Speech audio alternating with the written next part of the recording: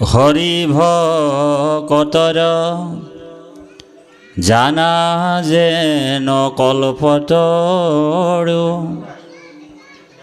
তাহান্ত বিনাই নাই নাই নাই আমার পরম গুরু রাম তাহান্ত বিনায় নাই নাই নাই আমার পরম গুরু কৃষ্ণ।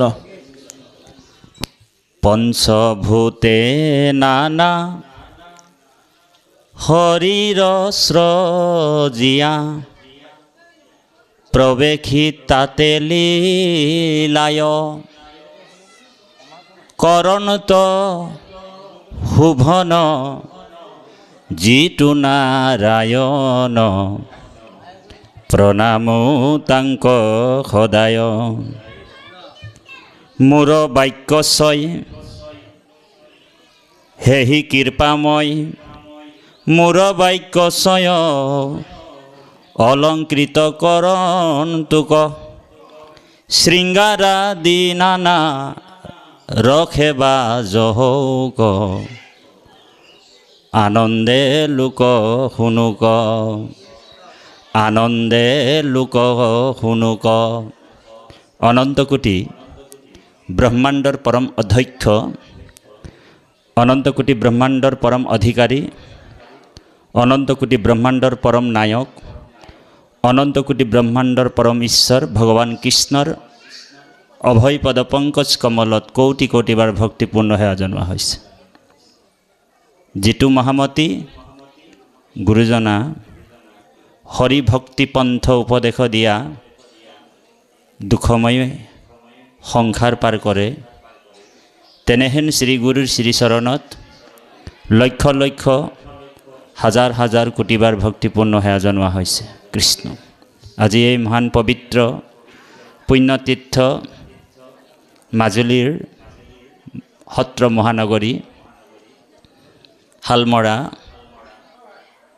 চুপহা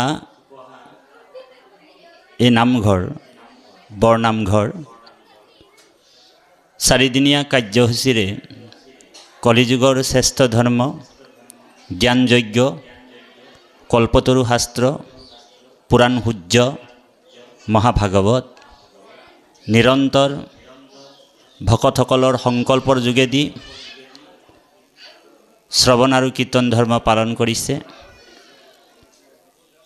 আৰু পূব পশ্চিম উত্তৰ দক্ষিণৰ পৰা বিদুৰ উদ্ধৱ মৈত্ৰেয় আদি কৰি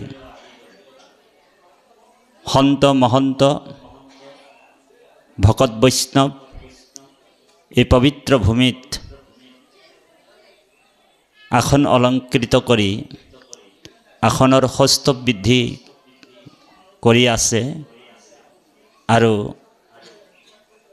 ভগৱন্তৰ কথা অমৃত সমান পান কৰি থকা সমস্ত ভক্ত বৈষ্ণৱ শ্ৰীচৰণত আমাৰ কোটি কোটিবাৰ ভক্তিপূৰ্ণ সেৱা জনোৱা হৈছে কৃষ্ণ কৃষ্ণ। ব্ৰজধামৰ গোপিনী স্বৰূপ ভক্তি মাতৃ আই সমস্ত যথেষ্ট সংখ্যক এই মহান পবিত্ৰ অনুষ্ঠানটোৰ কাৰণে নিৰন্তৰে মাধৱৰ কৰ্মৰ লগত জড়িত হৈ আছে। আমি ভক্তি মাতৃ আই সমস্তকো আমি এই আসনৰ পৰা কোটি কোটিবাৰ ভক্তিপূৰ্ণ সেৱা জনোৱা হৈছে কৃষ্ণ। দেহৰ ভৱিষ্যস্বৰূপ যুৱক যুৱতী ছাত্ৰ ছাত্ৰী ভক্ত প্ৰহ্লাদ ধ্ৰুৱ হৰ্দিক শিশুসকলকো আমাৰ আন্তৰিক সেৱা জনোৱা হৈছে কৃষ্ণ। লগতে এই পবিত্ৰ মহান নৈমিষাৰণ্য বৈকুণ্ঠ ধাম দ্বিতীয় বৈকুণ্ঠ ধামত যি জ্ঞানযজ্ঞ মহাভাগৱত পাঠ আৰু ব্যাখ্যা অনুষ্ঠানভাগ চলি আছে তিনিভাগ আসনৰ মূল আসনত উপবিষ্ট হৈ থকা আমাৰ শহীদ সকলোৰে নমস্য বাপ সত্ৰাধিকাৰ ডেকা সত্ৰাধিকাৰ আমাৰ চন্দন গোস্বামী প্ৰভু আমি তেৰাৰ শ্ৰীচৰণতো ভক্তিপূৰ্ণ সেৱা জনোৱা হৈছে। আৰু আমাৰ পাঠৰ কুকিল কণ্ঠেৰে কৃষ্ণ কথা অমৃত পান কৰোৱা মোৰ সুহৃদ বান্ধৱ অভিন্ন আত্মা শ্ৰীমন্ত শংকৰদেৱ সংঘ, এক উত্তৰ পূব ভাৰতৰ এখন বিশাল ধৰ্ম অনুষ্ঠান, মাজুলী জিলা শাখাৰ প্ৰাক্তন সভাপতি নাৰায়ণ ভৰালী বাপকো আমি ভক্তিপূৰ্ণ সেৱা জনোৱা হৈছে। লগতে এই পবিত্ৰ অনুষ্ঠানটিত ভগৱন্তৰ জন্মলীলা ৰহস্য নিৰন্তৰে শ্ৰৱণ আৰু কীৰ্তনৰ দ্বাৰা আপোনাসৱৰ মন জয় কৰা এজন মহান আত্মা পৰম বৈষ্ণৱ সাধু ভৱেন্দ্ৰ ৰাজখোৱা বাপ ইতিমধ্যে আপোনাসৱক মুখল বৰষুণৰ দ্বাৰা কৃষ্ণ কথা অমৃত পান কৰোৱা বাপজনলৈ আমি ভক্তিপূৰ্ণ সেৱা জনোৱা হৈছে। আৰু পাঠৰ আসনত এতিয়া বৰ্তমান আসন অলংকৃত কৰা আমাৰ বাপজনকো আমি ভক্তিপূৰ্ণ সেৱা জনোৱা হৈছে। যিসকল যুৱক অতি ত্যাগ আৰু অতি কষ্ট স্বীকাৰ কৰি এই মহান পবিত্ৰ অনুষ্ঠানটি আয়োজন কৰিছে, তাৰ ভিতৰত জিলিকি থকা আমাৰ কাকু আছেনে? কাকু বাপকো আমি ভক্তিপূৰ্ণ সেৱা জনাইছোঁ। তেখেতৰ লগত যিসকল যুৱ প্ৰজন্মৰ আদৰ্শ যুৱকসকল,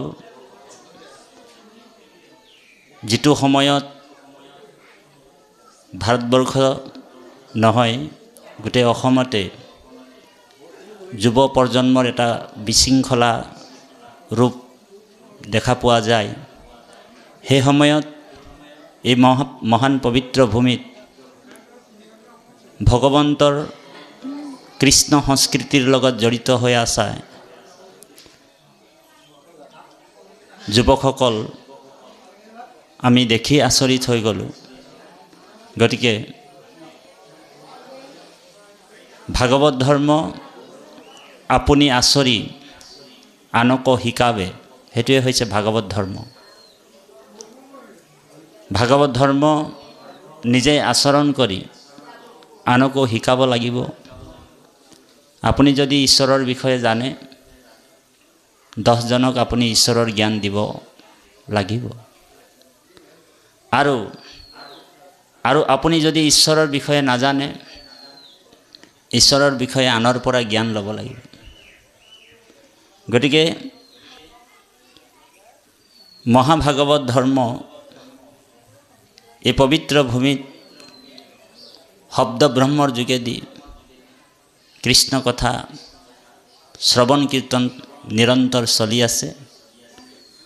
আমি যোৱাকালিৰ পৰাই এই পবিত্ৰ অনুষ্ঠানটিত আহি আপোনাসৱৰ আমন্ত্ৰণ মৰ্মে দুই এষাৰ ভগৱানৰ কথা ক'বলৈ আমাক নিমন্ত্ৰণ কৰি দিয়া আমাৰ পৰম শ্ৰদ্ধাৰ সুহৃদ জিতেন কলিতা বাপ, আমি তেৰাৰ সুস্বাস্থ্য দীৰ্ঘায়ু কামনা কৰিছোঁ। আচলতে ভগৱন্তৰ কথা সকলোৱে শুনিব নোৱাৰে। যাৰ কোটি জন্মৰ পুণ্য সঞ্চিত আছে সেইসকল মানুহে ঈশ্বৰৰ কথা শুনিব পাৰে।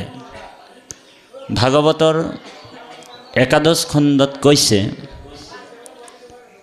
জন্মান্তৰে ভৱেত পুণ্যম তদা ভাগৱত লাভে।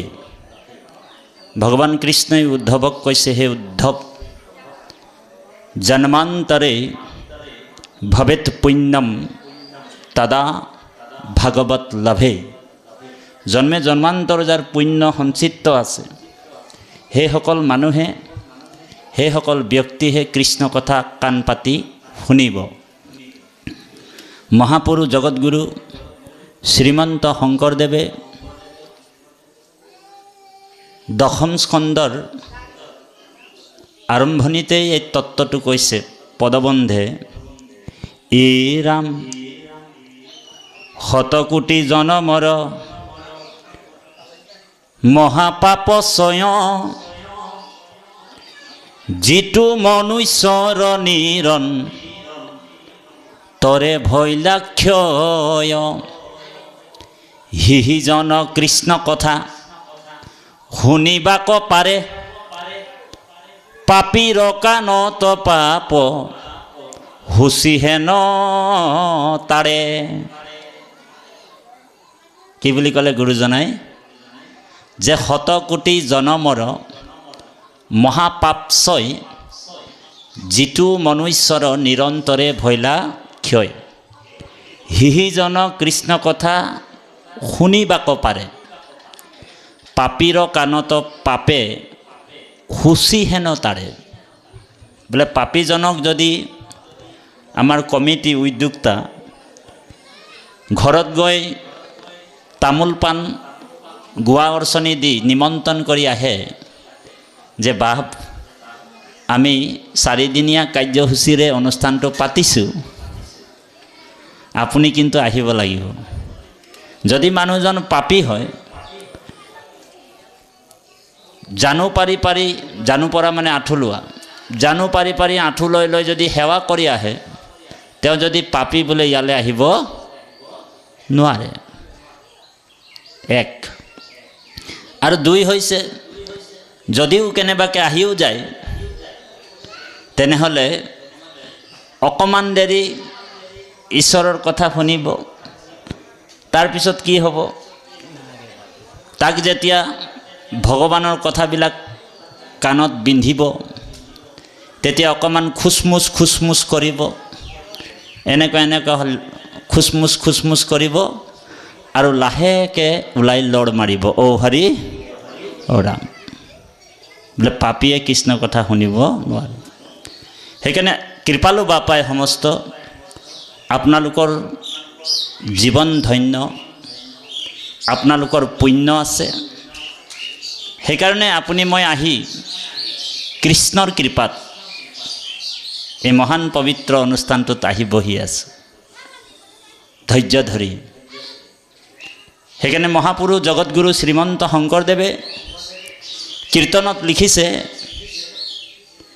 এই ৰাম জন্মে জন্মে আৰাধিছে, যিটো মহাহৰি তাহাৰ জিভাত নাম আহে হৰ হৰি।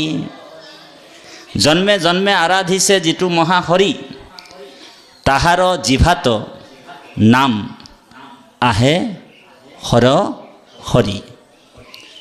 ৰাম নাম কৃষ্ণ নাম সকলোৱে ল'ব নোৱাৰে বাপাই সমস্ত। সেইজনেৰে মুখত ৰাম নাম আহিব, সেইজনে জিভাত ৰাম নাম ক'ব পাৰিব। বোলে জন্মে জন্মে আৰাধিছে যিটো মহাহৰি, তাহাৰ জিভাত নাম আহে হৰ হৰি। আৰু যিজন পাপী ব্যক্তি, তেওঁ ৰাম নকয়, ৰাম বুলি ক'লে তেওঁ আম ক'ব, ৰাম নোলাব। ৰাম নাম কৃষ্ণ নাম সকলোৱে ল'বও নোৱাৰে।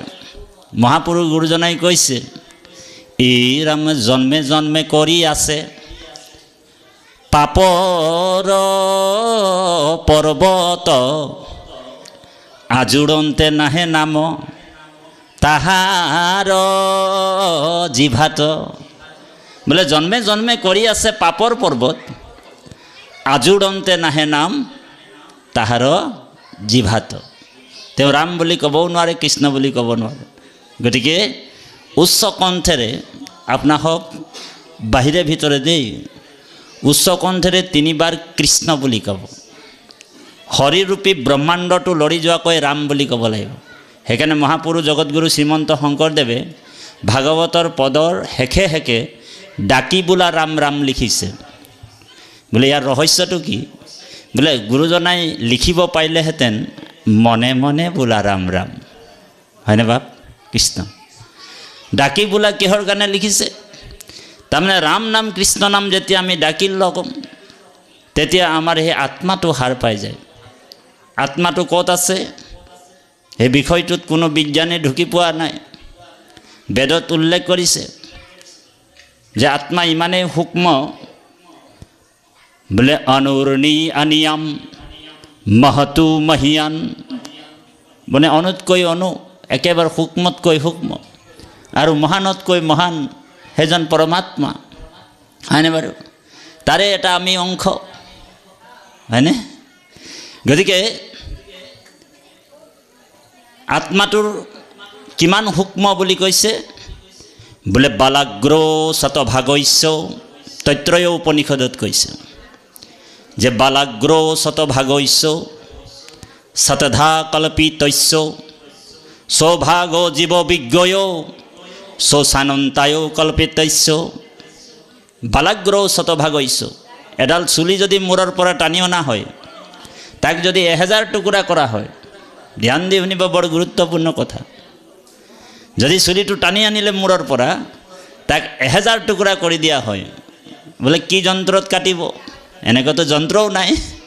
যদি কেনেবাকৈ 1000 টুকুৰা কাটে, তাৰে এডাল লয় কিনি, 1000 টুকুৰাৰ এডাল সূক্ষ্ম ভাগ এটা লয়, আকৌ 100 টুকুৰা কৰিলে তাৰে এটা টুকুৰা যিমান সূক্ষ্ম হয়, সিমান সূক্ষ্ম বোলে আত্মাটো অষ্টদল পদ্ম কমলত ৰাজহাড়ৰ ৰজ্জু নামৰ ঠাইত আত্মাটো আছে। ঔ হৰি ঔ ৰাম, ইমান সূক্ষ্ম আত্মা। সেয়ে আপোনালোকক 3টা বায়ুৰ দ্বাৰা, ইঙলা পিঙলা সুষমা নাৰীৰ দ্বাৰা আত্মাৰ যিটো আয়াজাত, আত্মাই যিটো চৈতন্য হৈ আছে, গতিকে সেই চৈতন্যটো আপুনি মই হৈ আছোঁ। সেইকাৰণে বাহিৰে ভিতৰে উচ্চ কণ্ঠৰে ঈশ্বৰৰ নাম যেতিয়া লোৱা হয়, তেতিয়া আত্মাটো সাৰ পাই যায়। আত্মাটো ৰহিলে মন বিষয় উদাস। আমাৰ বাপে বিষয়ৰ চৰ্চা কৰিছে। গতিকে বিষয়ৰ পৰা মুক্ত হ'ব পাৰে ঈশ্বৰৰ নাম লোৱাৰ মাত্ৰকে, হয়নে বাৰু? গতিকে উচ্চ কণ্ঠৰে বাহিৰে ভিতৰে সকলোৱে এবাৰ 3 বাৰ কৃষ্ণ নাম ল'ব, আমাৰ লগত সহযোগ কৰিব। লাজ আৰু ভয় এৰি, গোপীসকলে লাজ ভয় এৰি ঈশ্বৰৰ নাম লৈছিলে। সেইটো হৈছে প্ৰেম ভক্তি। উচ্চ কণ্ঠৰে কওঁ, কাকবা কৃষ্ণ ক'বলৈ লাজ নকৰিব, হাত জোৰ কৰি ক'ব কৃষ্ণ বাপ। ধৰি লওক ইয়াৰ এইজন বা আমাৰ গোস্বামী প্ৰভু এই অঞ্চলটোৰ সত্ৰাধিকাৰ, এই অঞ্চলটোৰ নামাচাৰ্য, এই অঞ্চলটোৰ তেওঁ ধৰি লওক এই অঞ্চলটোৰ তেওঁ ভাল পাঠক, ভাল ব্যাখ্যাকাৰক, সন্মানীয় ব্যক্তি। আপুনি তেখেতক ৰাস্তাত পাই গ'ল, কোনোবা স্পেচিয়েল মানুহৰ লগত গৈ আছে। এইজন বাপ হৈছে অনাক্ষৰিক বাপ, একোৱেই নাজানে, শাস্ত্ৰ তত্ত্বও নাজানে। বাপজনক ৰাস্তাত পাই গ'ল, কৃষ্ণ বাপ বুলি ক'লে। তেখেতে যদি এনেকৈ কৈ দিলে, তেতিয়া গম পাব যে এইজন কোনো সত্ৰাধিকাৰো নহয়, সেইজনৰ কোনো নামৰ বোলে নামাচাৰ্যও ভাল নহয়, বোলে কোনো পদৰ যোগ্যতা তেওঁৰ নাই। যাৰ কৃষ্ণৰ নামত প্ৰেম নাই, সেইজন কোনো পদৰ যোগ্যতা হ'ব নোৱাৰে। ধ্যান দি শুনিব, বৰ গুৰুত্বপূৰ্ণ কথা। বাপজনক আমি এইটো কোৱা নাই, তেওঁতো মহান আত্মা, ঈশ্বৰৰ পৰম সাধু, পৰম বৈষ্ণৱ। গতিকে আমি এই কথাটো এইটো কাৰণে ক'ব বিচাৰিছোঁ, যি ভগৱত ভক্তি কৰে, বাক গদগদা দৰ্বতে ঐশ্বচিতম ৰুদত্তে ভীষণম হাসিত্য কছিচ্চ বিলয় যে উদ্গাওতে নৃততস্য মদভক্ত যত্ৰ গাৱন্তি তত্ৰ ভুৱনম পুন। কেতিয়াবা মোৰ ভকতে মোৰ নাম লৈ মাটিত বাগৰি দিব, কেতিয়াবা নিজে নিজে হাঁহিব, কেতিয়াবা নিজে নিজে কান্দিব। বুজি পাইছেনে? এইটো উদ্ধৱক কৈছে। সেইকাৰণে উদ্ধৱক কৈছে, অ প্ৰেম ভকতিৰ চিহ্ন এ শুনি উদ্ধৱ, হৰি হৰি বোলন্তে লোতক যাৰ শ্ৰৱে। হৰি হৰি কৃষ্ণ কৃষ্ণ বুলি লগে লগে কোৱাৰ লগে লগে নিজে নিজে চকু পানী আহিব। আপোনালোকৰ কেতিয়াবা আহে, গুৰু ঘৰত সোমাই গ'লে, গুৰু গৃহত সোমাই গ'লে, নাম গৃহলৈ সোমাই গ'লে, ধৰাখন পাৰি যেতিয়া প্ৰাৰ্থনা এভাগ কোৱা হয়, ভগৱন্তৰ নাম লোৱা হয়, নিজে নিজে চকু পানী ওলাব। আপোনালোকৰ ওলায়নে কেতিয়াবা? বাষ্পবাৰী পৰিপূৰ্ণ লোচনম, নিজে নিজে চকু পানী আহিব। তো সেইকাৰণে সেইটো হৈছে প্ৰেম ভক্তি। সেইকাৰণে ভাগৱতত কৈছে, প্ৰেম ভকতিৰ চিহ্ন শুনি উদ্ধৱ, হৰি হৰি বোলন্তে লোতক যাৰ শ্ৰৱে। অমূৰ কথা শুনন্তে শৰীৰ ৰোমাঞ্চিত, জানা তাৰ পৰম পবিত্ৰ ভৈলা চিত্ত। প্ৰেমে দ্ৰবৈচিত ইয়াতি গদ গদ বাণী, কতো হাঁখৈ কতো কান্দৈ মোক প্ৰিয় মানি। হিৰাম লাজ এৰি গাৱৈ গীত, নাচৈ আনন্দত, জগত পবিত্ৰ কৰে সেহিহে ভকত।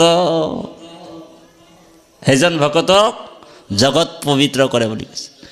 মোক লাগি যাৰ মনে প্ৰেম উপজিলা, নেৰু তাৰ হৃদয়ক সখীহৰ বৈক্ষণ। বান্ধিলে ক প্ৰেম জৰি, এজন প্ৰেম জৰি বান্ধি দিলে মোক, তাৰ মোৰ এৰা এৰি নাই আৰু। বোলে বান্ধিলে ক প্ৰেম জৰি মুহুৰ পাৱত, নেৰু তাৰ হৃদয়ক সখীহৰ বৈক্ষণ।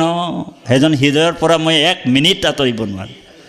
ধ্যান দি শুনিব, বৰ গুৰুত্বপূৰ্ণ বিষয়। গতিকে কৃপালু বাপাই সমস্ত উচ্চ কণ্ঠৰে বাহিৰে ভিতৰে 3 বাৰ কৃষ্ণ ক'ব, প্ৰেমভাৱে ক'ব, কৃষ্ণ। কি ৰকম মানুহ ৰে, আইসকলৰ ফালৰ পৰা আৱাজেই নাই ওলাইছে। উচ্চ কণ্ঠৰে, লাজ ভয় এৰি উচ্চ কণ্ঠৰে কওক, কৃষ্ণ কৃষ্ণ। কি ৰকম মানুহ ৰে, আমাৰ সেই আইসকলে মাতেই নাই। লাজ ভয় এৰি উচ্চ কণ্ঠৰে কওক, কৃষ্ণ কৃষ্ণ। জয় জগতগুৰু শ্ৰীমন্ত শংকৰদেৱ, জয় জগতগুৰু শ্ৰীমন্ত শংকৰদেৱ। এতিয়াহে বুঝাই গেল আমৰা পাক্কা গুৰুৰ শিষ্য বুলি।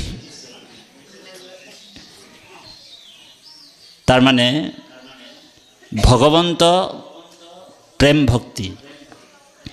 ভগৱানে উদ্ধৱক কৈছে যে মই 3জন ভকতৰ হিয়া এৰি যাব নোৱাৰোঁ। 3জন ব্যক্তিয়ে মোক বান্ধি ল'ব পাৰে। তো উদ্ধৱে প্ৰশ্ন কৰিছে, প্ৰভু, উদ্ধৱক ভগৱান কৈছে মই 3জন ভকতৰ হিয়া এৰি যাবই নোৱাৰোঁ। 3জন ভকতে মোক বান্ধিব পাৰে, আপোনালোকেও বান্ধিব পাৰে কৃষ্ণক। বোলে কেনেকৈ বান্ধিব? 1 নম্বৰ, ভগৱানে কৈছে, মত কথা বাচকম নিত্যম, যোনে মোৰ কথা কয় কৃষ্ণ কথা, সেইজনৰ হৃদয় এৰি মই যাবই নোৱাৰোঁ, সেইজন মোক বান্ধিলে। 1 মত কথা বাচকম নিত্যম, যোনে মোৰ কথা কয় কৃষ্ণ কথা, সেইজন ভকতৰ হিয়া এৰি মই যাব নোৱাৰিম। 1 2 বোলে মত কথা শ্ৰৱণেই ৰতম, যোনে মোৰ কথা শুনি ভাল পায়, সেইজন ভকতৰো হৃদয় এৰি মই যাব নোৱাৰোঁ, হয়নে? আৰু 3 মত কথা প্ৰীতি মানসম, যোনে মোৰ কথা শুনি মনৰ পৰা আনন্দ লয়, কৃষ্ণ কথা শুনিবলৈ বাৰে বাৰে ইচ্ছা কৰি থাকে। না হম তেচ্ছামি তম নৰহ, এই 3জন ভকতৰ হিয়া এৰি মই যাবই নোৱাৰোঁ। 3জনে মোক বান্ধি ৰাখে, হৃদয়তে বান্ধি ৰাখে, হয়নে বাৰু? গতিকে হৃদয়ত প্ৰভু ভগৱন্ত আমাৰ আছে আৰু হৃদয়তে উপলব্ধি অনুভৱ কৰিব লাগে। আমি কালিয়ে কৈছিলোঁ যে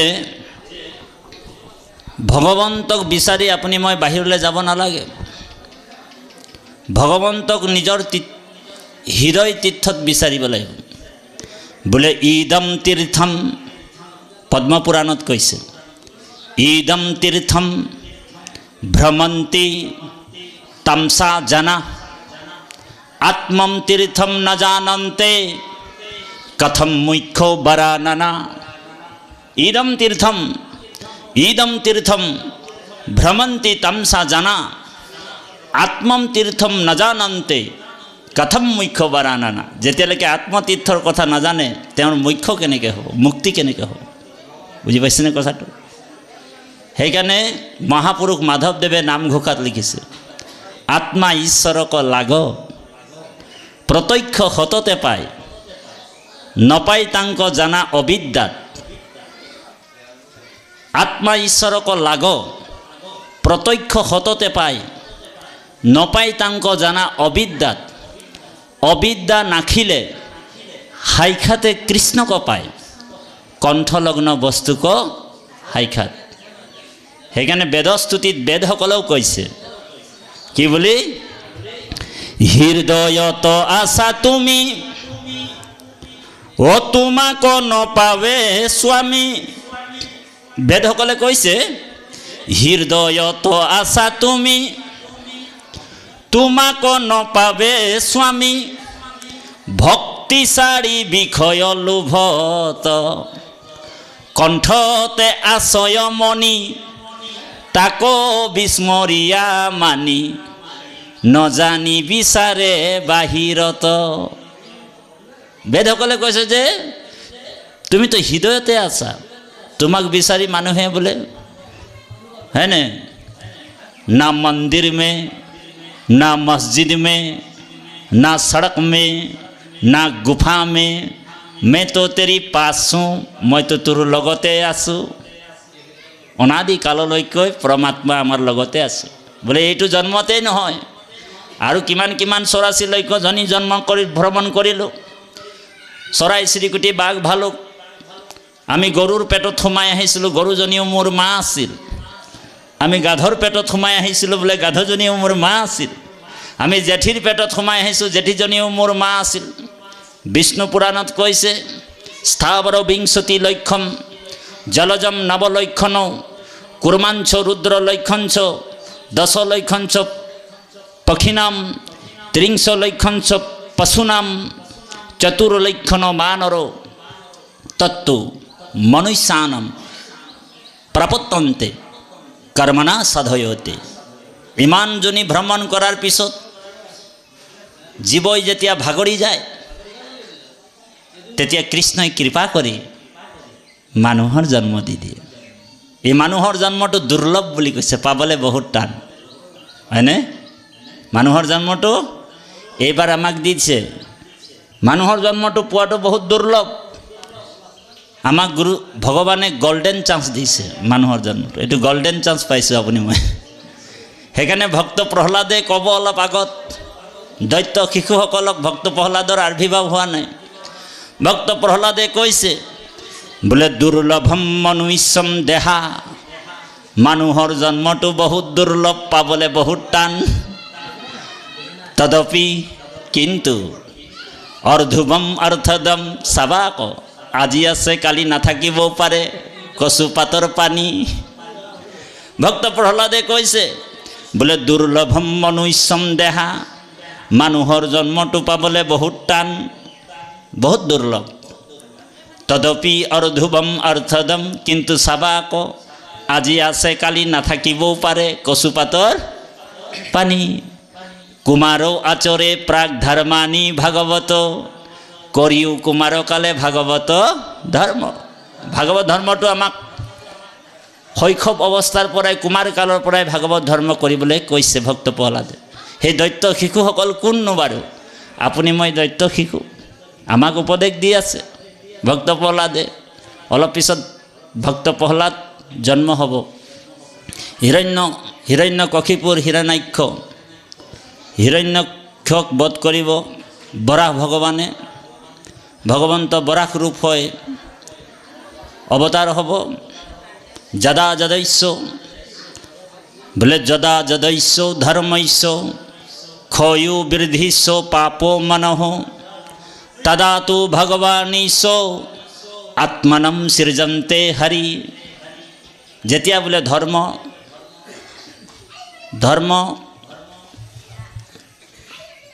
ৰক্ষা কৰিবৰ কাৰণে প্ৰভু ভগৱন্ত অৱতাৰ হয়। ভগৱন্তৰ জন্ম আৰু মৃত্যু নাই। দেৱা নাহি জন্ম তোমাৰ তথাপি জন্ম ধৰা হুহি জন্মে জীৱেৰ জনম দূৰ কৰা। ভগৱন্তৰ জন্ম আৰু মৃত্যু নাই। সেইকাৰণে ভগৱানক অজ বুলি কয়। অজ নকয় অজা, যাৰ জন্ম আৰু মৃত্যু নাই। গতিকে নাহি জন্ম তোমাৰ তথাপি জন্ম ধৰা হুহি জন্মে জীৱেৰ জনম দূৰ কৰা। অনেক লীলাৰ কাৰণে ভগৱন্ত আমাক আত্মতত্ত্ব জ্ঞানৰ কাৰণে লীলাবিলাক দেখুৱাইছে যে মই মৎস্য, মই কুৰ্ম, মই বৰাহ, মই নৃসিংহ, প্ৰত্যেকটা জেগাতে মই বিদ্যমান হৈ আছোঁ। ঈশ্বৰ সৰ্বে ভূতেশ্ব ভূতাত্মা অৱস্থিত। সমস্ত ভূততে আছোঁ মই হৰি, সবাকো মানিবা তুমি বিষ্ণু বুদ্ধি কৰি। অহাকালি মৎস্য অৱতাৰ ভাওনা আছে পৰহি দিনাখন। মৎস্য অৱতাৰটো আপুনি ভগৱন্তৰ এটা অৱতাৰ হয়নে প্ৰভু? মৎস্য মানে কি বাৰু? মাছ হয়নে বাৰু? আপুনি মইতো সদায় গাই আছোঁ নামঘোষাত, অ মৎস্য কুৰ্ম নৰসিংহ বামন পৰশুৰাম হলিৰাম বৰাশ শ্ৰীৰাম বুদ্ধ কল্কি নামে দশ আকৃতি ধৰিছা কৃষ্ণ তজু পাৱে কৰোহু প্ৰণাম। মৎস্য কুৰ্ম নৰসিংহ এনেকুৱা ভগৱন্ত অৱতাৰ লৈছে। ভগৱন্ত মাছ হৈছে, কাছ হৈছে। তাৰমানে জীৱবিলাকক বোধগম্য কৰাইছে যে মই প্ৰত্যেকটা জীৱৰ হৃদয়ত আছোঁ হয়নে বাৰু?